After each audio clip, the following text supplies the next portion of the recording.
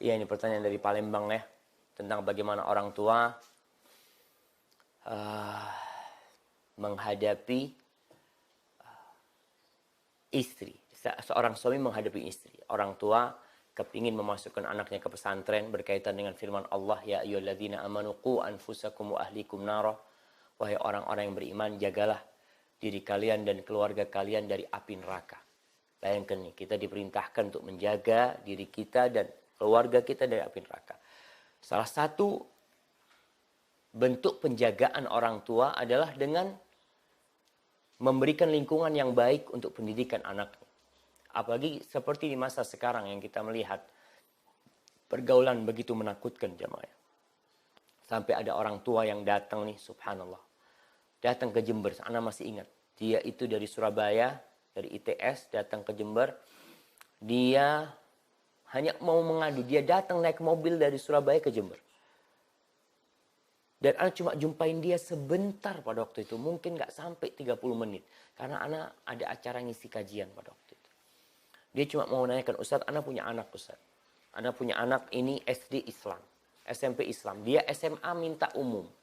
Akhirnya anak sekolahkan di umum. Subhanallah. Sekarang nggak mau sholat. Karena di SMA itu banyak teman-temannya yang pada nggak sholat. Sehingga di anak akan terpengaruh dengan lingkungan itu. Sekarang bagaimana ketika orang tua sudah sadar. Seorang ayah sadar dengan bahaya lingkungan. Dan dia tahu ada sesuatu yang sebenarnya yang sedang dicari oleh semua manusia, yaitu kebahagiaan. Dan kebahagiaan itu letaknya di hati. Maka orang tua ingin memasukkan anaknya ke pesantren. Tinggal sekarang ibunya nggak setuju. Maka yang perlu dilakukan adalah menyingkat tabir yang membuat dia tidak setuju. Apa sebenarnya? Ada orang berpikir kalau anak di pesantren itu nggak bisa kuliah umum. Kata siapa? Kalau anak di pesantren tidak bisa jadi dokter. Kata siapa? Anak di pesantren tidak bisa jadi menteri. Kata siapa? Menteri pendidikan yang kemarin. Menteri Muhammad Nuh. Bukan Muhammad Nuh kalau nggak salah. Lulusan pesantren. Itu menteri pendidikan. Dan tidak sedikit lulusan pesantren yang jadi orang-orang sukses. Tapi dia memiliki pondasi Islam yang kuat.